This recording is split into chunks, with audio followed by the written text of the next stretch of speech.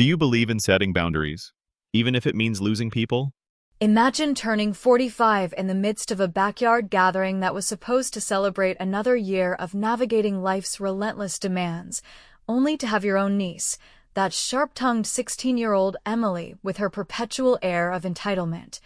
seize a 2-liter bottle of cola from the ice-filled cooler and deliberately pour its sticky contents over your carefully chosen silk blouse, the one you had splurged on as a rare indulgence amid your endless cycle of financial support for the very family now mocking you, and as the cold liquid seeped through the fabric clinging uncomfortably to your skin while darkening the once elegant material into a sodden disgrace,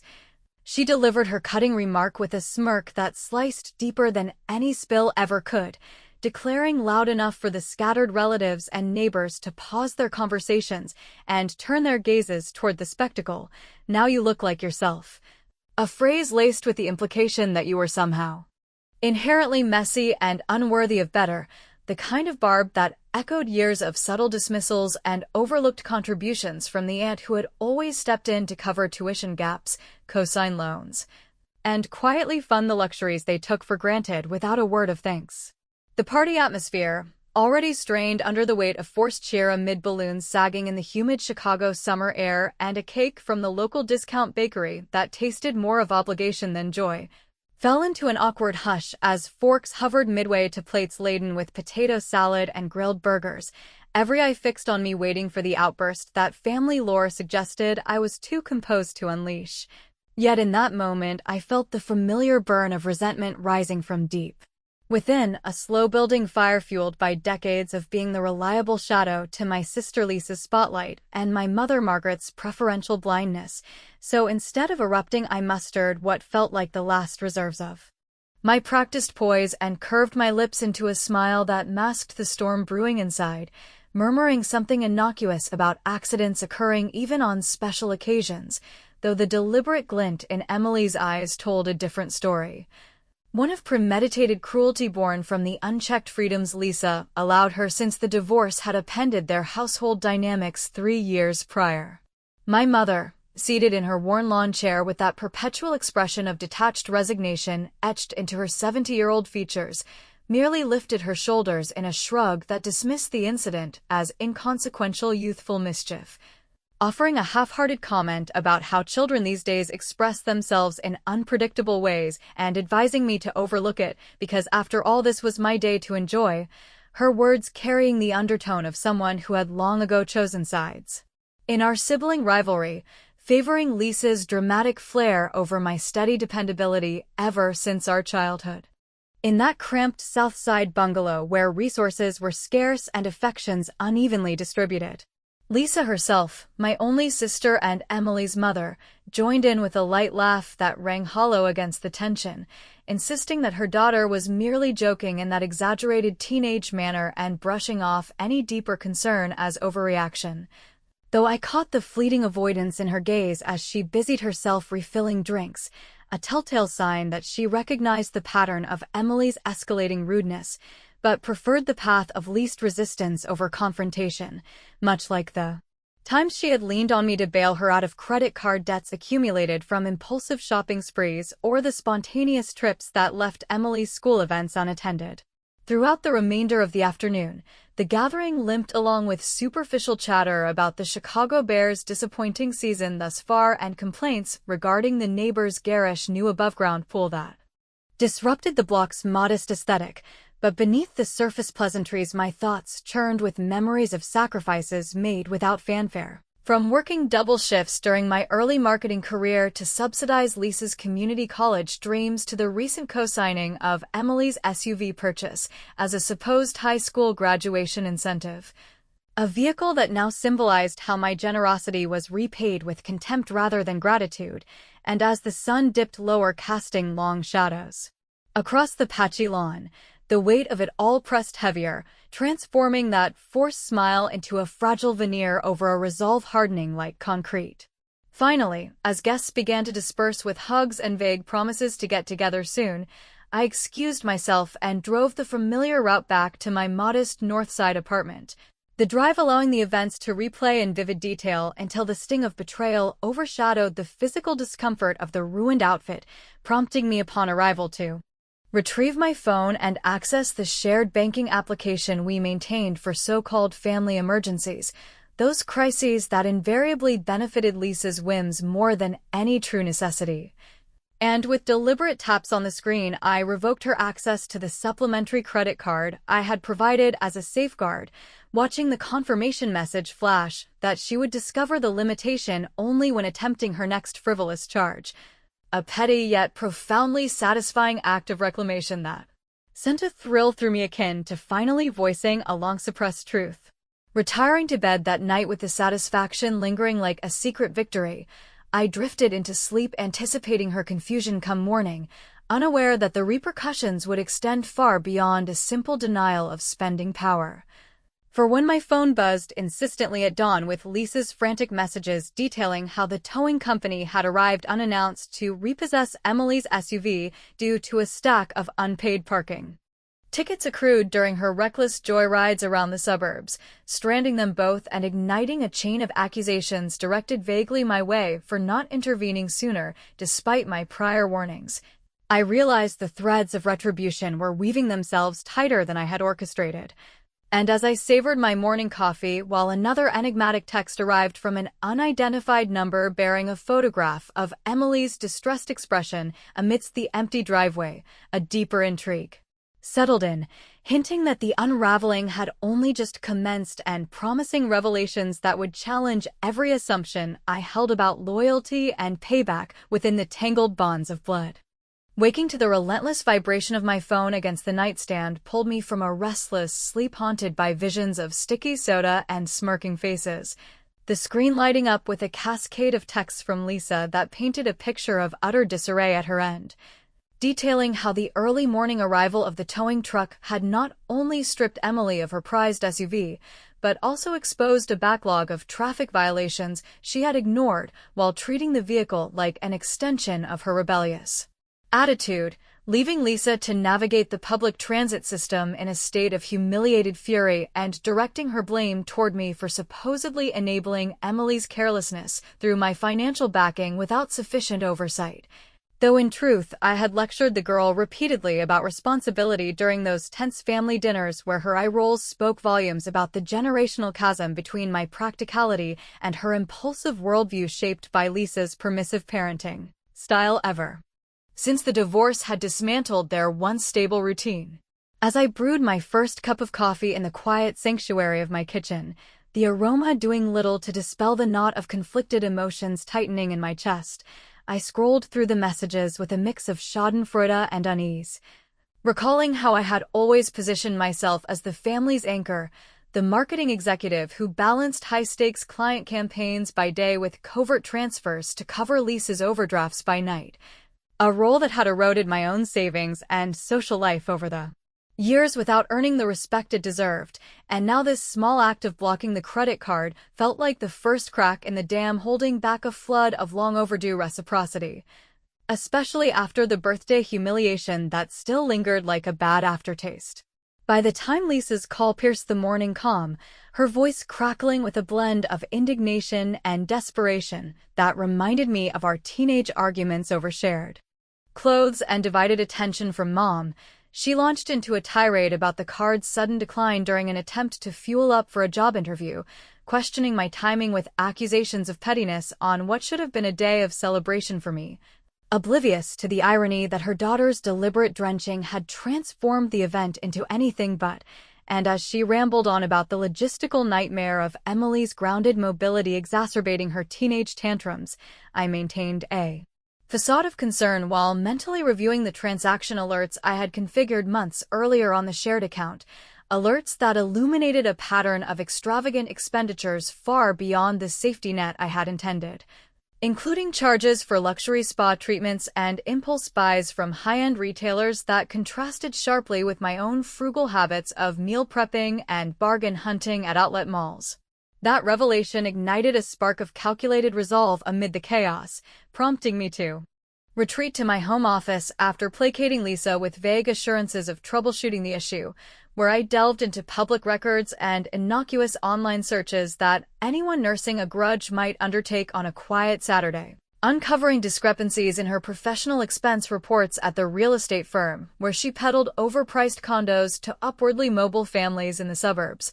Subtle overclaims on client lunches and mileage that could unravel under scrutiny from her no-nonsense boss, Mr. Hargrove, the kind of stern patriarch figure who valued integrity above all in an industry rife with temptations. Seizing the opportunity for a second layer of retribution that carried the wit of anonymity and the sting of consequence without direct confrontation, I composed an email from a fabricated address posing as a vigilant coworker troubled by ethical lapses, attaching redacted screenshots of the inconsistencies sourced from accessible databases and framing the disclosure as a protective measure to safeguard the company's reputation before matters escalated, then hit send with a surge of adrenaline that bordered on exhilaration.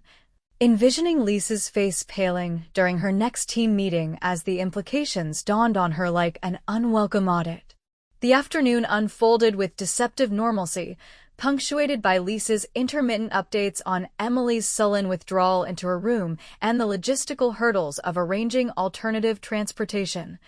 But a subtle undercurrent of triumph buoyed me through household chores and a solitary lunch of leftover salad, tempered by fleeting pangs of guilt over targeting someone who shared my bloodline and childhood memories of scraped knees and shared secrets.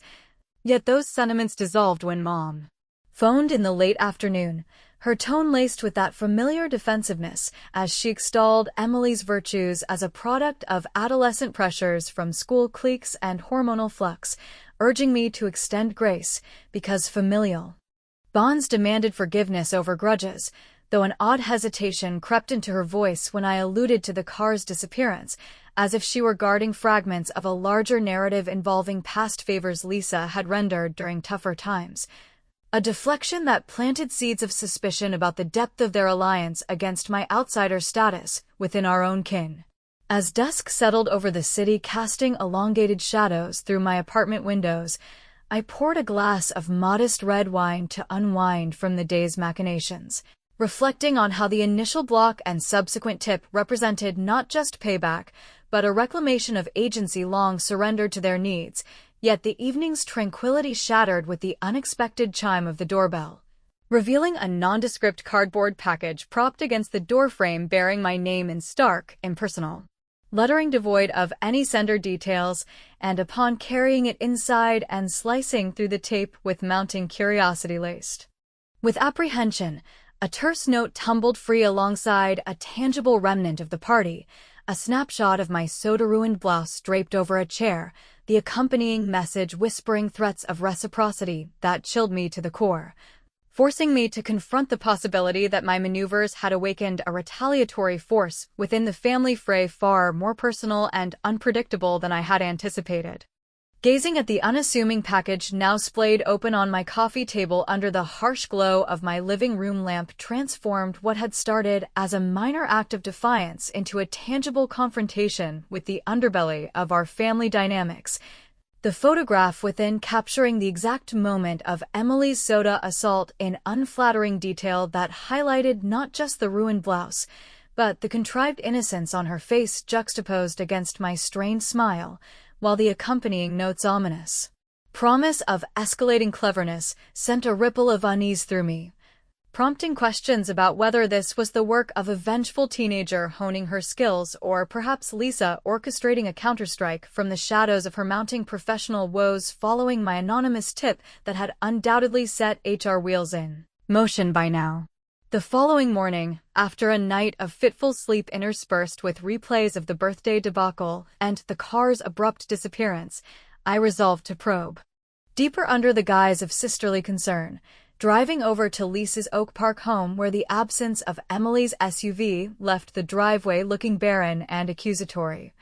A visual reminder of how quickly privileges could evaporate when accountability caught up, and upon her letting me inside with a weary sigh that spoke volumes about sleepless nights and simmering resentments, we settled into her disheveled living room amid stacks of unpaid bills and fast food wrappers that painted a portrait of financial precariousness far more dire than her usual complaints suggested. As Lisa launched into a monologue about the HR summons that had arrived via email detailing irregularities in her expense logs and how it threatened her commission-based livelihood in an already cutthroat real estate market,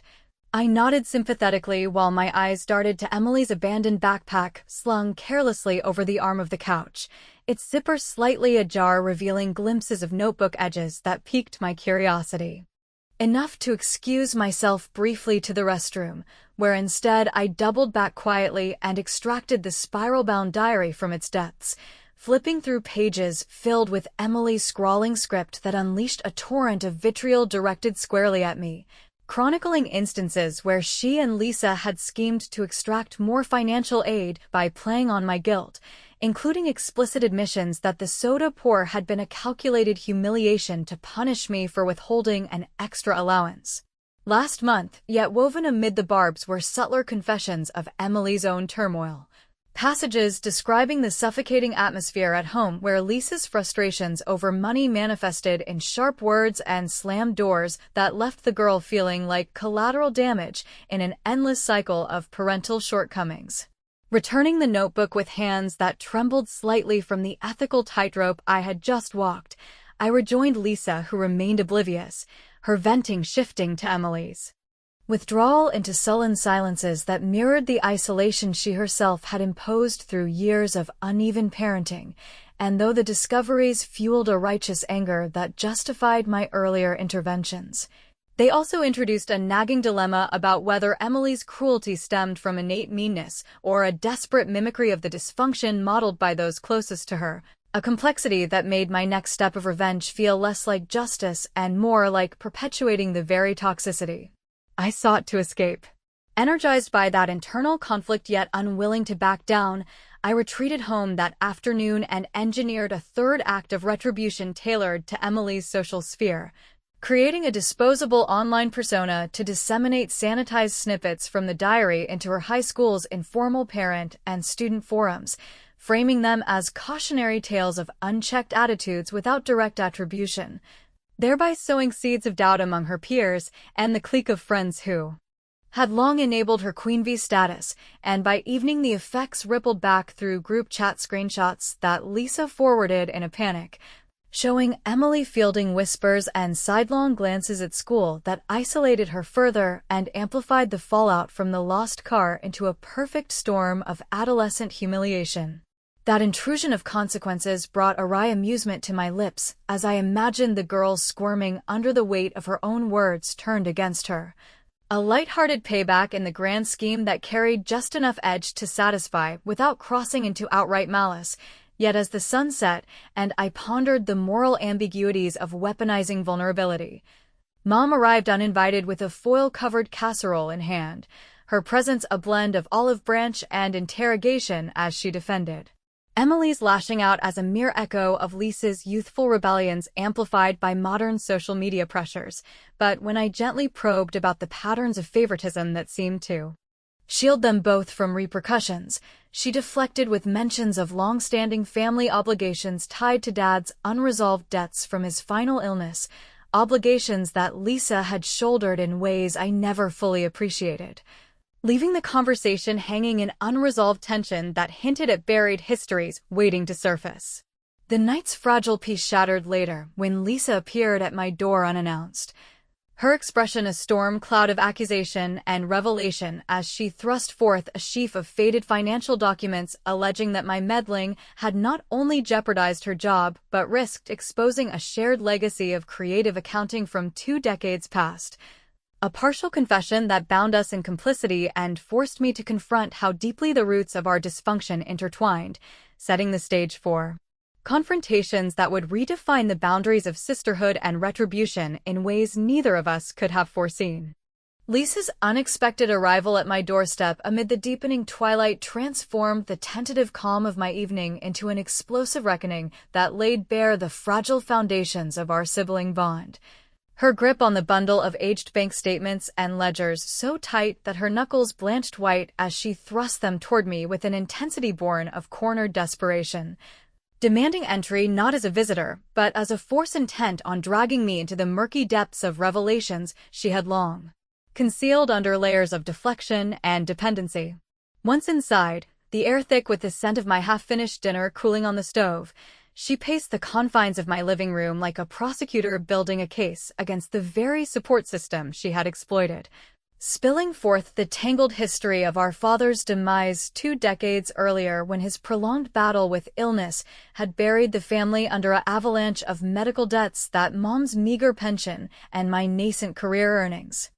could scarcely dent, explaining how Lisa, in her early 20s and freshly employed at the real estate agency, had resorted to padding expense reports and diverting minor sums from client escrows to bridge the gaps, actions she rationalized as temporary necessities that preserved the household from foreclosure and allowed Emily's childhood to unfold without the specter of eviction hanging overhead. The documents she brandished corroborated her narrative in stark black ink, showing line items where my consistent contributions to the joint family fund, those monthly transfers I made from my marketing salary to cover everything from braces to back-to-school supplies, had been funneled not just toward survival, but into Lisa's personal indulgences that masked the deeper deceptions. A betrayal that twisted like a knife because it recast my generosity as unwitting complicity in a scheme sustained by Mom's silent complicity, her shrugs over the years now reinterpreted as willful blindness to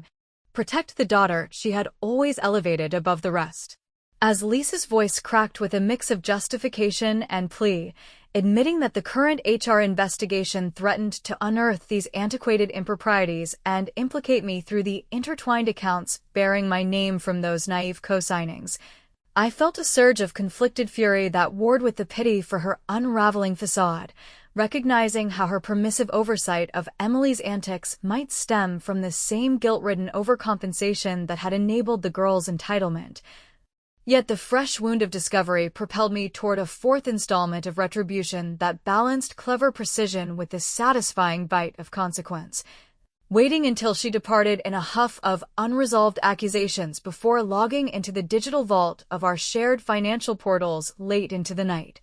where I initiated a series of holds disguised as precautionary fraud protocols triggered by fabricated alerts of suspicious activity, effectively freezing access to the remaining balances and joint holdings for an indeterminate period that would force Lisa to confront her creditors directly without the buffer of my resources. The maneuver carried a wry humor in its bureaucratic elegance, akin to tying knots in a rope they had long used to pull me under, and by the following morning her onslaught of voicemails chronicled the immediate fallout. From bounce checks for Emily's extracurricular fees to the abrupt cutoff of utilities that plunged their home into discomfort, amplifying the schoolyard isolation I had subtly engineered and leaving Lisa to navigate the mess she had authored while Emily's world contracted further under the weight of lost privileges. That afternoon, as I navigated a routine client meeting at the office with feigned normalcy masking the undercurrent of adrenaline from my machinations, a text from Emily pierced the professional veneer, its tone stripped of the usual sarcasm and laced instead with raw vulnerability as she described fleeing to a distant friend's house after a heated altercation with Lisa over the escalating shortages, pleading for me to come fetch her because the atmosphere at home had devolved into something perilously unstable that echoed the diary's darker intimations of emotional volatility. The twist landed like a gut punch, evidence mounting through hurried scans of old emails that Mom had not only known of the financial slights, but had actively endorsed them by forging endorsements on statements to shield Lisa from scrutiny. A maternal favoritism that now cast every past dismissal in a sinister light and forced me to grapple with the dilemma of pursuing unyielding payback or extending a hand to the niece whose cruelty might be the symptom of a poisoned well rather than the root itself. Rushing from work with keys in hand and heart pounding against the dashboard as I sped toward the address provided, the uncertainty gnawed at me relentlessly. Sirens echoing faintly in the urban sprawl raising alarms of potential catastrophe, and when Emily's responses to my check-in messages ceased abruptly leaving only radio silence in their wake, I gripped the wheel tighter wondering if my calculated freezes had tipped the scales toward irreparable harm or if this vanishing act concealed an even greater family secret poised to erupt and demand a choice between vengeance and the remnants of blood-tied obligation that had defined my life far too long. Navigating the labyrinthine streets toward the rundown apartment complex on the city's frayed outskirts felt like plunging into the heart of a nightmare woven from the frayed threads of family secrets and self-inflicted wounds. The dashboard clock ticking past 7 as my mind raced through catastrophic possibilities amplified by Emily's sudden silence on her phone, each unanswered ring echoing the diary's haunting passages about Lisa's volatile outbursts that had scarred the girl more profoundly than any soda spill ever could, while Mom's earlier voicemail warning about Dad's estate letter loomed like a specter promising to upend the fragile equilibrium I had fought to reclaim through my series of calculated revenges. Arriving at the dimly lit building where peeling paint and overflowing dumpsters painted a stark contrast to the suburban illusions we all clung to, I pounded on the door of the unit Emily had indicated until a wary neighbor emerged from an adjacent entryway, her robe clutched tightly as she explained that the young girl had arrived in tears earlier but fled again after a muffled argument audible through thin walls, leaving behind her backpack discarded on the stoop like an afterthought in her haste.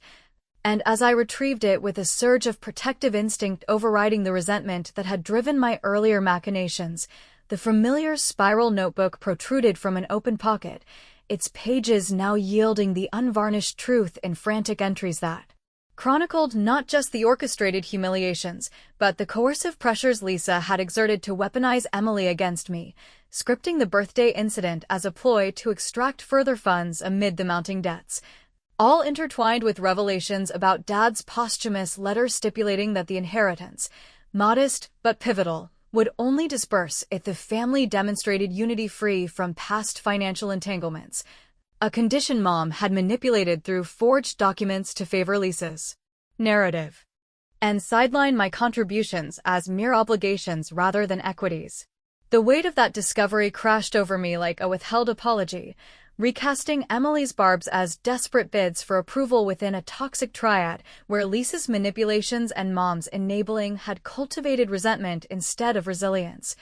forcing me to confront how my witty reprisals, the credit freeze, the anonymous tip, the social whispers, and the account locks had inadvertently amplified the chaos rather than resolving it. A moral quandary that twisted audience sympathies toward pity for the perpetrators even as I yearned for the catharsis of final accountability. Driving back through the neon-streaked night with the notebook clutched like contraband, I arrived home to find Lisa silhouetted against my porch light, her posture defeated yet urgent as she confessed in a torrent of words how the HR fallout had compelled her to trace Emily's path and uncover the girls' hidden recordings of their home life. Admissions that exposed the full extent of her own deceptions, including the siphoned funds and pressured schemes, pleading for collaboration to locate her daughter before authorities got involved and unraveled the estate entirely. In that charged standoff, my culminating revenge emerged not as destruction, but as a surgical excision of the lies binding us. Handing Lisa the notebook with a measured calm that belied my inner turmoil and instructing her to use it as leverage in coming clean to the family lawyer, while I simultaneously dispatched anonymized excerpts via secure channels to the same attorney highlighting the manipulations and ensuring the letter's conditions boomeranged to nullify Mom's favoritism, a clever pivot that stripped them of ill-gotten gains without my direct involvement and forced a reckoning on their terms, the wry's satisfaction blooming as Lisa's face registered the checkmate mingled with reluctant gratitude for sparing a total implosion. Hours later, Emily materialized at a distant cousin's residence reachable only after frantic calls bridged the divide, her return marked by tear-streaked apologies conveyed through halting texts that acknowledged the cruelty as a learned defense against the household pressures.